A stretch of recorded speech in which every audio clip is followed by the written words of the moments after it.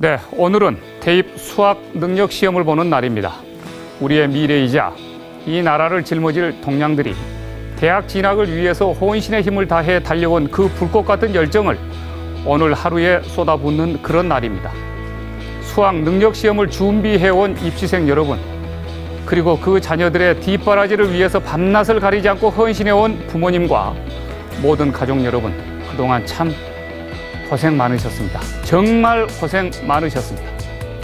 그래서 오늘은 대한민국 교육의 중요성과 현 교육제도 및 정책의 몇 가지 문제점을 생각해보는 시간을 갖겠습니다. 오늘날 대한민국이 세계 경제 12위권에 진입할 수 있었던 성공의 배경에는 교육이 전부였습니다. 이 땅의 교육 열풍은 이 나라를 여기까지 일으켜 세우는 데 절대적인 공헌을 했습니다.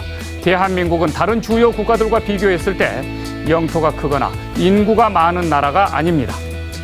그렇다고 석유나 지하자원이 풍부하게 매장되어 있는 자원부국도 아닙니다. 이 나라가 갖고 있는 유일한 자원이라면 그것은 오직 인적 자원뿐입니다. 석유 한 방울 나지 않는 대한민국이 석유 제품을 수출하는 석유 수출국이 될 수 있었던 힘도 바로 인재교육, 바로 여기에 있었습니다. 지금의 대한민국의 경제 기적은 바로 이렇게 이루어졌습니다. 하지만 21세기 세계화 시대를 맞이해서 이제 우리의 교육의 질도 한 단계 업그레이드 되어야 합니다. 지금과 같은 과거식 교육 방식과 오락가락하는 교육 정책으로는 더 이상 세계화 시대의 주도 국가가 될 수 없습니다. 지금과 같은 우리의 교육 방식과 교육 제도가 비록 산업화 기적을 만들어낸 중심 동력으로 작용했을지는 모르지만 이런 교육 제도와 정책으로는 더 이상 미래를 주도해 나갈 수는 없습니다. 그래서 지금의 교육 제도와 방식은 오히려 미래 국력을 약화시키는 주 원인이 되고 있다는 비판이 나오고 있습니다. 우선 사교육과 공교육의 문제가 너무 심각합니다. 약 159조 원대로 추산되는 천문학적인 사교육비 때문에 모든 대한민국의 가정에 가계부채가 천정부지로 치솟고 있습니다. 이런 사교육의 폐해 때문에 공교육은 죽고 있고 이것은 교육의 양극화와 불평등을 초래하고 있습니다. 사교육은 지금 사회 갈등의 중심 요인이 되고 있습니다. 여기에 높은 사교육비 부담은 저출산의 원인으로 작용해서 이 나라를 인구 빈곤국으로 몰아가고 있습니다. 그리고 인구 감소가 결국 국가 경제의 동력을 상실하게 만들 것이라는 우려까지 낳고 있습니다. 지나친 사교육비 문제는 부모 세대인 40, 50대들이 노후를 준비할 자금을 마련하지 못하게 만들고 있고 이는 곧 대한민국을 노인 빈곤국으로 전락시킬 아주 위험한 문제로 등장하고 있습니다.